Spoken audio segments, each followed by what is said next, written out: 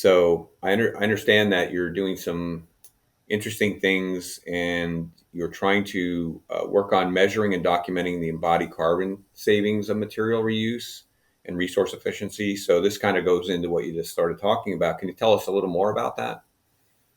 Yeah, measurement is key, right? We can't have really any zero waste goals, any carbon reduction goals without measurement. And so our approach is how do we look at especially scope 3 emissions, and we can dive into like just how behind we are on that. But we need CO2 data calculated in order to hold ourselves accountable, right? So we are trying to support that for our organizations, right? A lot of sustainability focus, higher ed professionals, local government professionals, they need that CO2 data calculated from embodied carbon of reuse.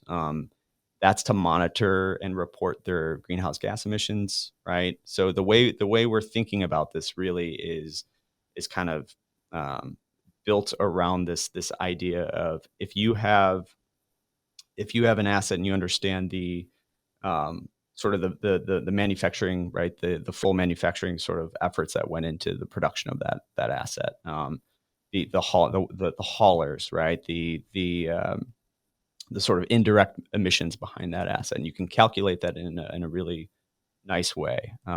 There's a couple organizations out there, EC3 and the embodied carbon calculator, that looks at sort of all of the inputs into a product during the manufacturing process. If you can capture that data for people and let them understand, hey, you're posting something for reuse or maybe for recirculation. Let us help you visualize what that means from a CO2 equivalency perspective. Let us actually show you that by just the act of reuse or the act of extending the life of one item, you're actually pulling quite a bit of carbon out of it. And then if you do it a second time, you can it's a multiplier, right? And so for us, it's in sort of, if you look into if you had a window into our technology right now, we've got like a waste diversion aspect just in weight, right? How much weight was diverted from the landfill? We've got cost savings. What were the cost savings reduction by not having to procure something twice? And then we have what we're going to have is really this kind of third bucket around what is the CO2 equivalency of that decision. And then we aggregate that data and help organizations better understand the impact of supply chain efficiency and circularity.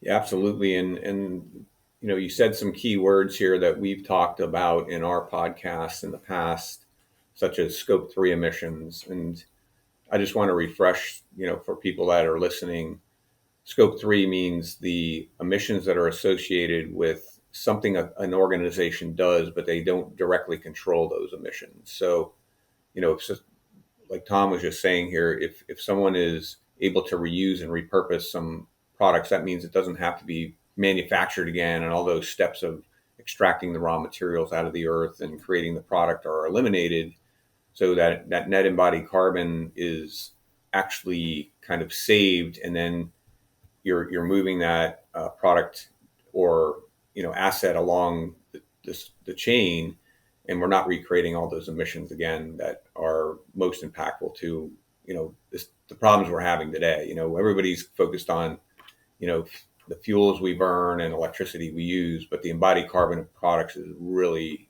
huge, and it is all about the supply chain. So that was a great connection. I think that's going to be incredible value to people as they start to make these decisions. They can use it for their scope 3 accounting as well, and also to realize not only do we repurpose this thing, but we just saved X metric tons of greenhouse gas or CO2 equivalents there.